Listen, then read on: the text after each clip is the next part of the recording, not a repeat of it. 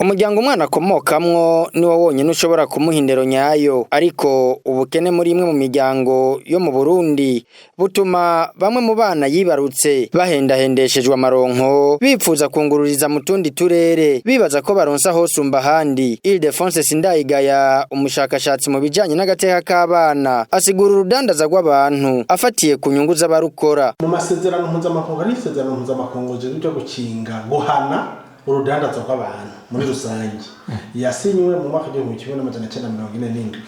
Muri masezerano ku ngingo ya mbere n'iya kabiri bavuze urudandazwa rw'abantu, bavuze ko umuntu atora amafaranga agatanga umuntu, uwo muntu cyane cyane akaba agiye gukoresha ibikorwa ngo bifatiye ku gitsina. I Burundi ku bisanzwe bavuze urudandazwa rw'abantu ni igihe uwo muntu hariho uwundi muntu yavuye ku ruhande akaza agakura umuntu iwabo amujanye ahandi hantu mu mvo kanaka agiye gukora ibyo bintu, rimwe na rimwe agafatira ku ntege nke z'uwo muntu.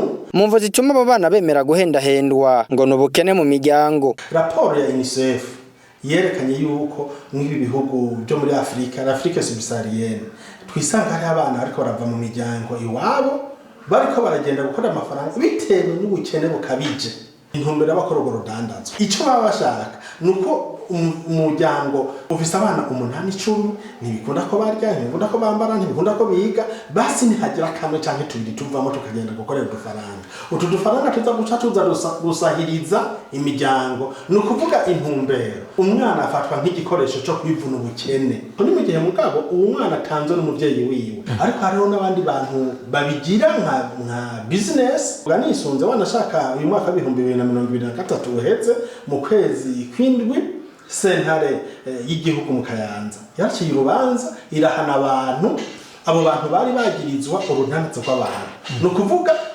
sentare yasanze hari abantu bafashe gukura abana mu miryango iwabo babajana muri Tanzania, babajana hehe na hehe, bo bico barira nuko yorohera amafaranga. Iby'ubuzima bw'iy'umwana azojanisha azoba ibyo ntibimuraba, wowe kuri barondera inyungu yiwe kwirondera amafaranga. Nukuvuga urudandazwa rw'abantu rwabaye akazi. Abo bana bakoresha ibikorwa bibaruhisha ngo bitemerwa n'itegeko rigenga abakozi n'akazi mu Burundi. Ku bisanzwe mu mategeko ya Repubulika y'u Burundi hariho amasezerano y'akazi, itegeko rigenga abakozi n'akazi, atari abakozi ba leta, code du travail ryo mu mwaka w'2020. Mu ngingo ya 10 bavuga ko umuntu atarapiza imyaka 16 atabaragira ubukure bwo kuja mu kazi.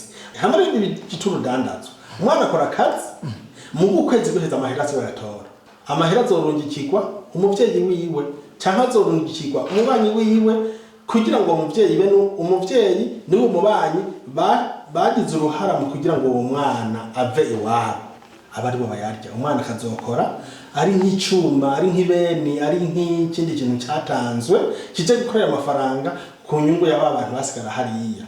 Uwo mushakashatsi mu bijanye n'agateka k'abana abona ko vyiza amasentare yofata mu ntoki ico kibazo mu guhana abakora urudandaza rw'abana hisunzwe amategeko. Kandi mu ngingo ya 11 muri amategeko ya Afrika ajejwe agateka k'abana avuga yuko umwana wese abwirizwa kwiga n'imiburiburi, amareta agomba kubifata mu minwe ku buryo bw'uko umwana wari wese aba yarinze n'imiburiburi amashuri shingiro, kandi ibyo rikabitegeko. Kabiri, amagara yiwe kubwo kagikore umwana agomba gukingirwa ibintu bijanye n'imibonano mpuzabitsina mu gatarakwiza imyaka. Ntabwo ibihano by'akarorero mu Rwanda shaka mu itegeko mpana vyaha ry'i Burundi ku ngingo y'246 rikavuga yuko umuntu ashobora akoze iki cyaha cyo kudandaza abantu ahanishwa kuva ku myaka 5 gushika ku myaka 10.